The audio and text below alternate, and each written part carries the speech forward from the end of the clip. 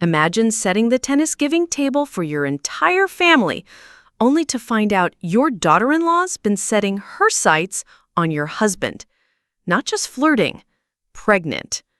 Now imagine she whispers it in your ear like she's handing you a death sentence, and then she smirks. This is the story of what happened next. If you've ever been underestimated, betrayed, or pushed too far by the people who should love you the most, you're not alone. Hit that like button and subscribe, because this time, justice gets the last word. My name is Carolyn Simmons. I'm 58 years old. I work part-time as a bookkeeper at a small law firm here in Lexington, Kentucky. Not the most exciting job, I know, but it keeps me busy, and after everything I've been through, busy is a blessing. I've been married to Alan for 34 years, or I was married, depending on how you want to define betrayal. We had one son, Bradley. He's 30 now, works in landscaping, and used to be the kind of boy who called me just to say hi.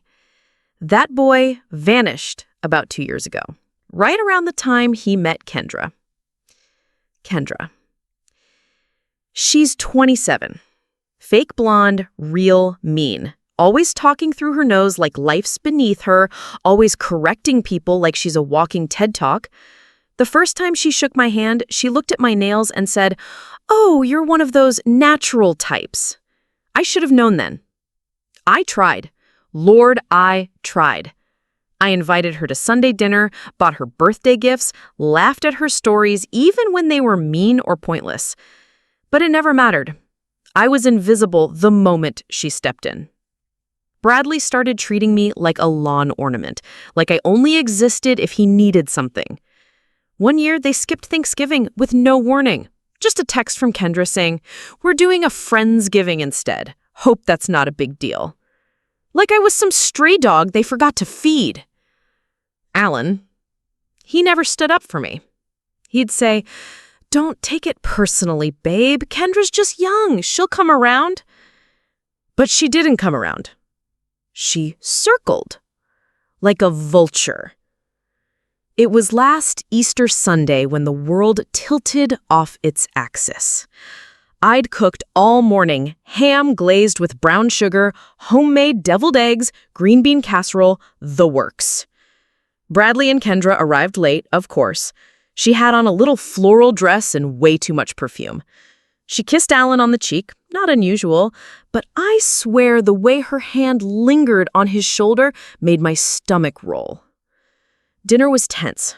She barely spoke to me, but she laughed at everything Alan said, like he was George Clooney. I got up to refill the iced tea, and when I came back, I caught the two of them whispering.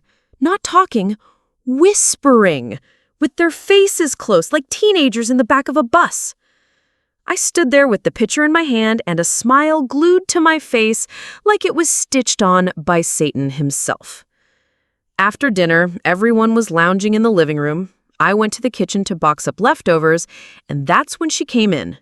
She leaned in close, smelling like vanilla and vinegar, and she whispered, "I'm pregnant with your husband's baby, you tacky old woman." And then she pulled back, smiling like she'd won the Powerball. I laughed. I don't know why it bubbled up before I could stop it. I laughed like someone had told me the sky was green or dogs were flying. I said, "Don't worry, dear. I have something for you, too." I hadn't meant it as anything, just a reflex. But oh God, in that moment, something ancient and cold settled inside me. It was the sound of a door closing, the last click of a lock. That night, I didn't sleep. I lay awake with Alan snoring next to me, his back turned, like it always was. I replayed every conversation, every look, every strange moment I brushed off. How he started working late more often, how he'd lock his phone, how his tone changed when he said her name. It all lined up, like bones finally forming a skeleton. And still, I wanted to be wrong. So I didn't confront him. I got smart. I called in a favor from a girl at the law firm. She used to work at a private investigator's office. She gave me a number. I dialed it the next morning with trembling fingers. Within 3 days, I had photos, receipts, hotel check-ins, text screenshots. Some were too graphic for my eyes. I looked anyway. The world blurred. 34 years of marriage, and this is where it ends? Not with an affair, but this? With her? But it wasn't just betrayal. It was humiliation. She thought she could parade it in front of me, whisper it like a death blow, like I was already defeated. Well, she didn't know who I used to be. Before Alan, before motherhood, before being someone's tacky old woman, I was sharp. I was strong. I was someone people didn't cross lightly. And I was done playing house. First step was DNA. I didn't wait for the baby to be born. I knew something was off. Kendra was barely starting to show. She had no doctor visits we knew about, no ultrasound pics, nothing. Just word-of-mouth gossip and that smug little smirk she wore like lip gloss. But something about her timing. Let's just say if she was pregnant with Alan's baby, the math didn't work out. So I set a trap. She came over one afternoon for what she thought was a friendly lunch. I made her chicken salad and sweet tea, sat her down at the same kitchen table where she'd whispered that little bombshell weeks before. We chatted like old friends. Then I asked her straight out, "Are you sure Alan's the father?" She blinked hard. "Excuse me?" "Because I've already got a lab lined up. I figure it's best we handle this properly. A prenatal paternity test." Then I smiled. Wouldn't want the baby to grow up not knowing the truth. She paled. Her throat, her fork clattered on the plate. I could see the panic creeping in, the way her throat bobbed, the way her hand trembled just a little bit. And in that moment, I knew. But I didn't push. I let her squirm. Let her think maybe I was bluffing. Let her pretend she still had control. But I wasn't bluffing.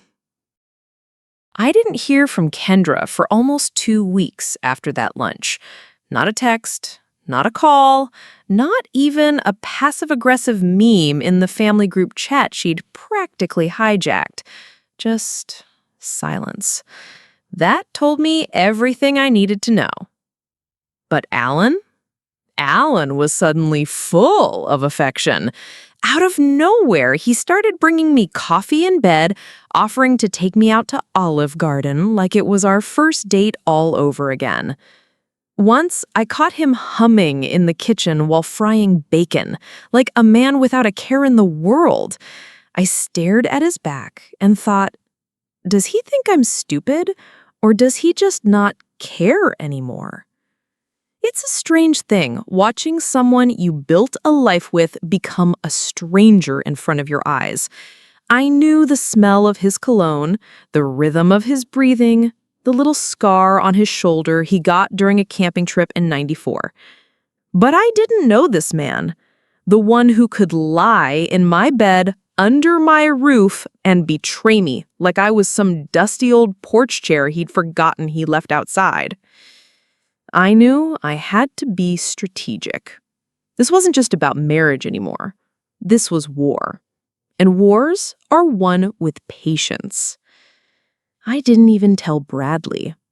At least, not yet. That broke me more than anything, knowing my son was either clueless or worse, complicit.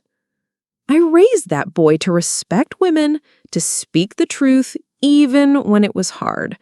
But lately, he was always choosing the path of least resistance. If I brought up Kendra, he'd shift uncomfortably and say, "Mom, don't start." Like I was some mosquito buzzing in his ear. So I smiled. I bided my time. And in the background, I was gathering evidence. Turns out, Kendra was pregnant. That part was true. But here's the kicker. She was already 8 weeks along when she whispered that little confession in my ear. That meant conception happened right around Christmas. Alan and I were together that entire holiday. He threw his back out putting up the inflatable snowman in the front yard and spent most of that week doped up on muscle relaxers. He barely left the couch. There was no way that baby was his. And yet, when I asked him casually, "You think Kendra's showing yet?" He stiffened, then shrugged. "Don't know. Haven't really noticed." That's when I knew he believed it. She'd gotten to him. She'd wrapped him around her manicured little finger and told him what he wanted to hear, that he was still desirable, still potent, still a man. And like a fool, he believed it, because some 20-something with bedroom eyes told him so. The next phase was delicate. I had to make Kendra think she still had power. So I invited her and Bradley over for a quiet Sunday dinner. Just the four of us, no frills. I made baked sita and garlic knots and even set the table with the floral china I usually save for Easter. She came in wearing a peach-colored dress that hugged her belly just enough to be a statement. Alan pulled out her chair. Bradley kissed her cheek. I poured sweet tea with shaking hands.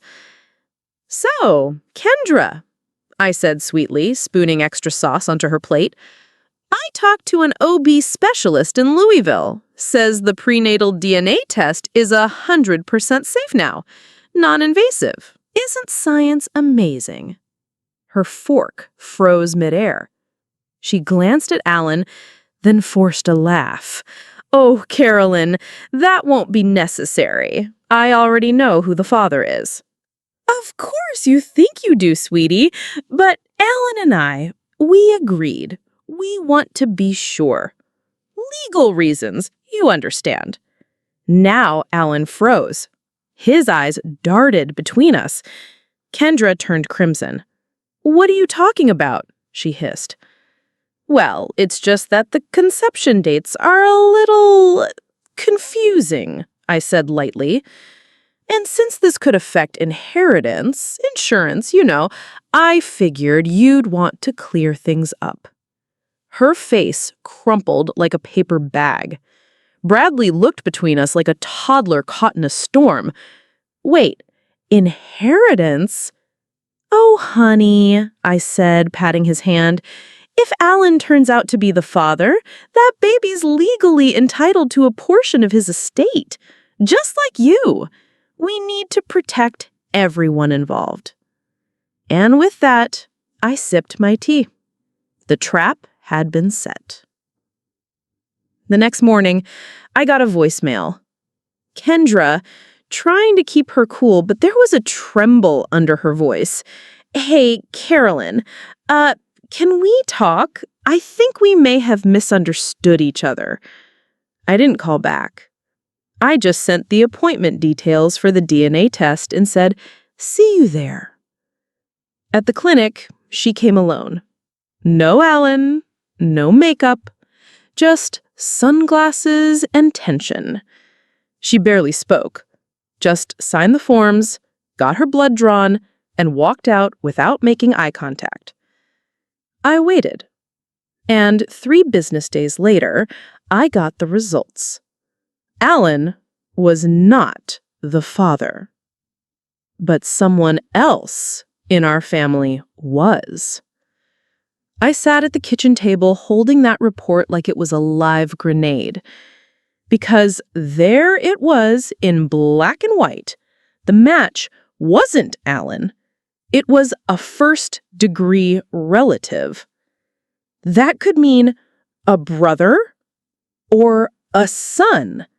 My hand flew to my chest. My ears rang. No, not Bradley. I paced for over an hour before I made the call.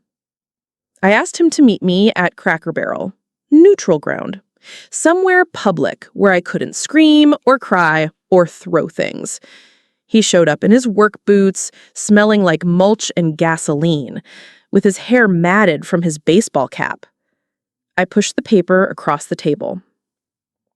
He read it, blanched, looked up.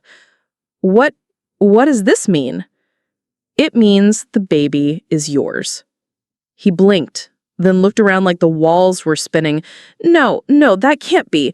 I wore protection. It was one time. She said it was a mistake. My breath caught. You slept with her? He looked gutted.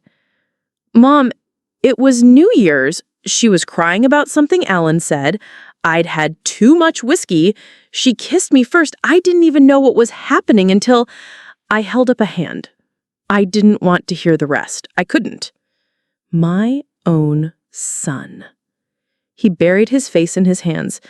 I didn't know she told you Alan was the father. I thought she'd say it was mine, that she'd come clean. I just sat there. The waitress came by to refill our water. I nodded without looking up because my brain was already moving forward. She played all of us. But now I held the truth. And truth, in the right hands, is a weapon. It took everything in me not to confront Kendra that night. After I left Cracker Barrel, I drove straight home, locked the bedroom door, and sat on the edge of the bed staring at the wall, like the answers might be carved into the drywall. The baby wasn't Alan's. The baby wasn't mine to worry about. But the situation? That belonged to me. They had tried to bury me with their lies. Now I was going to bury the illusion they'd built around themselves. And I'd do it with their own words. I called my old coworker, the one who got me the private investigator's number. I told her I needed help again. This time, I wanted someone who could dig through digital trash. She put me in touch with a young woman named Lindsay, hacker brain, southern drawl, and the kind of quiet fury only a woman in tech can bring when she hears your daughter-in-law tried to blame her husband's baby on your husband. Within a week, Lindsay had pulled everything. Texts, photos, emails, voice memos. Turns out, Kendra kept everything, probably as insurance in case things blew up in her face. Ironically, that made my job easier. There were texts between her and Bradley, confirming they'd slept together. There were flirty exchanges with Alan, too, mostly one-sided, with him baiting and him giving half-hearted replies. And worst of all, a voice memo. She was practicing the very line she whispered to me at Easter dinner. I'm pregnant with your husband's baby, you tacky old woman. Then she giggled. Like it was a punchline at a bachelorette party. It made my stomach twist.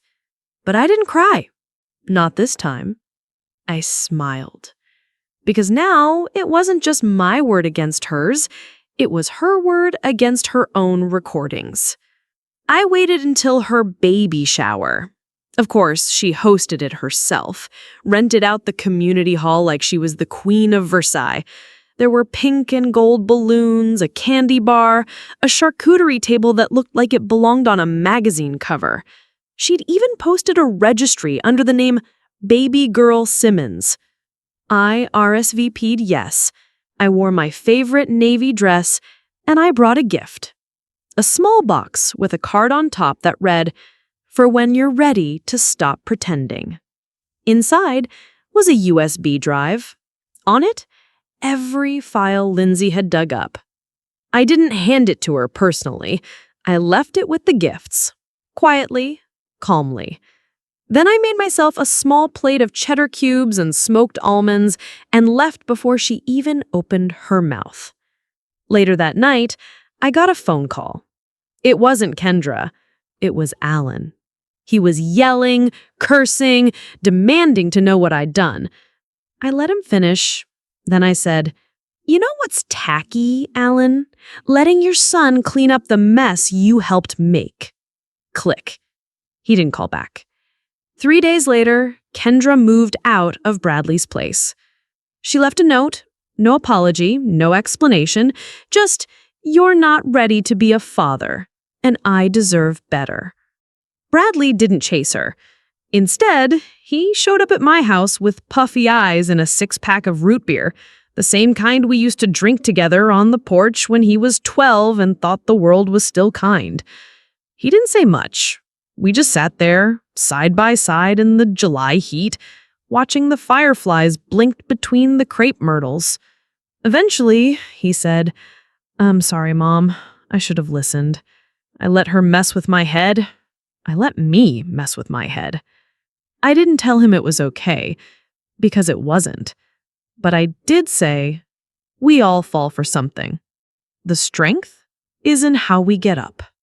And Alan? Well, the day after Kendra's big exit, I served him with divorce papers. I left them folded on his nightstand right next to the picture of us at our 20th anniversary, the one where I was holding his hand and he was looking somewhere else. He begged me not to. He cried, told me I was his rock, that I was being rash, that I'd regret it. But I didn't. Because for once, I wasn't reacting, I was reclaiming. The divorce was finalized 6 months later. Clean break, I got the house, half the retirement, and a freedom I hadn't tasted in decades. I started going to yoga classes at the senior center, took a solo trip to Asheville, and hiked a trail alone for the first time in my life. Started letting my hair go gray, not because I'd given up, but because I finally realized I didn't owe anyone the illusion of youth. I wasn't tacky. I was timeless. As for Kendra, word is she moved back to her mother's in Chattanooga, tried to convince some guy the baby was his. Didn't work. Now she's got a baby and a reputation and no one left to lie to but herself. Bradley's doing better. He's in therapy now, real therapy, not just YouTube videos and half-hearted journaling. He's been spending more time with me, fixing the broken porch steps, asking for recipes. Last week we cooked dinner together, just the two of us. He hugged me before he left and said, "I didn't see you before, but I do now." That meant more than I can ever explain. Some people think revenge is loud. Screaming, slashing tires, public scenes. But I've learned real revenge? It's quiet. It's watching someone self-destruct after you stop saving them. It's handing someone the shovel they tried to bury you with and watching them dig their own hole. It's leaving a party early, knowing the truth will walk in after you. And it's peace. God, it's peace. If you've ever been underestimated, erased, or betrayed, you know the feeling. But here's the truth. The best revenge is remembering who you were before they convinced you to settle. And becoming her again. Thanks for listening. I'm Carolyn, and I'm finally free. Sometimes the sweetest justice doesn't come from confrontation. It comes from clarity. If you've ever had to rise from betrayal and fight to get your voice back, I see you. Don't forget to like, subscribe, and share your own story of healing or justice in the comments below. Because one thing's for sure, they may have underestimated us once, but they won't make that mistake again.